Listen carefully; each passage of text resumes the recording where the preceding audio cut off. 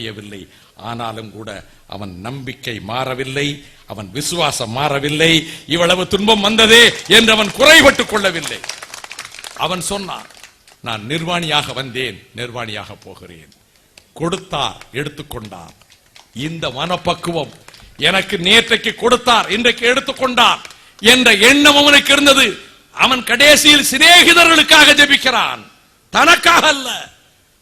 அதனுடைய விளைவு இரட்டத்தரையாக அவனுக்கு கிடைத்தது. ஆம், இருமடங்காக கிடைத்தது. 7000 ஆடுகள் 14,000 ஆடுகளாக, 3000 ஒட்டகங்கள் 6000 ஒட்டகங்களாக, 500 ஏர்மாடுகள் 1000 ஏர்மாடுகளாக, 500 கழுதைகள் 1000 கழுதைகளாக, மீண்டும் குமாரர்கள் குமாரத்திகள் எல்லோரும் உயிர்த்து வந்து அவன் வாழ்க்கை, இந்த யோபுவினுடைய வாழ்க்கையை பயிலுகிற போது எந்த கட்டத்திலும் நாம் கொண்ட நம்பிக்கையிலே தளர வேண்டியதில்லை, ஏற்றுக்கொண்ட விசுவாசத்திலே தளர வேண்டியதில்லை. நீங்கள் தானியேலினுடைய வாழ்க்கையிலே அவன் சிங்கத்தின் குகையிலே தூக்கி எறியப்பட்ட போது கூட அவன் மீண்டு வந்தான். அதை போல எசேக்கியேலினுடைய அதை பற்றி படியுங்கள்.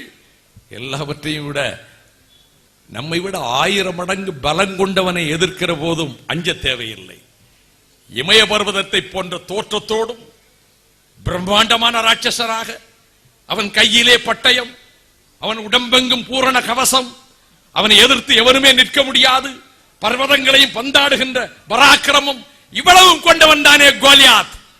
என்ன நான் பெலிஸ்தர்களின் பக்கத்திலே வந்த கோலியாத், ஆடு மேய்த்து கொண்டிருந்த தாவீது, ஆடு மேய்த்து கொண்டிருந்த டேவிட், அவன் சவுலிடத்திலே போன பொழுது இவன் அவனை எதிர்த்து போரிட முடியும் என்ற போது, அவனுக்கு கவசமும் தலைச்சீராயும் தந்த போது, இதெல்லாம் நமக்கு சரிப்பட்டு வராது என்று கழற்றி போட்டு விட்டு அவன் ஓடி சென்று அந்த யோர்தான் நதியிலே போய் அவன் கூழாங்கிற்கிற 5 கற்களை எடுத்துக்கொண்டு கவனை எடுத்துக்கொண்டு போனான்.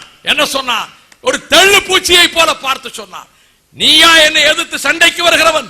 உன்னை இப்பொழுது கொன்று காட்டு மிருகங்களுக்கு, ஆகாயத்து பட்சிகளுக்கு உன்னை விருந்து வைக்கிறனா இல்லையா பார் என்று சொன்ன கோலியாத் கதி என்ன ஆயிற்று?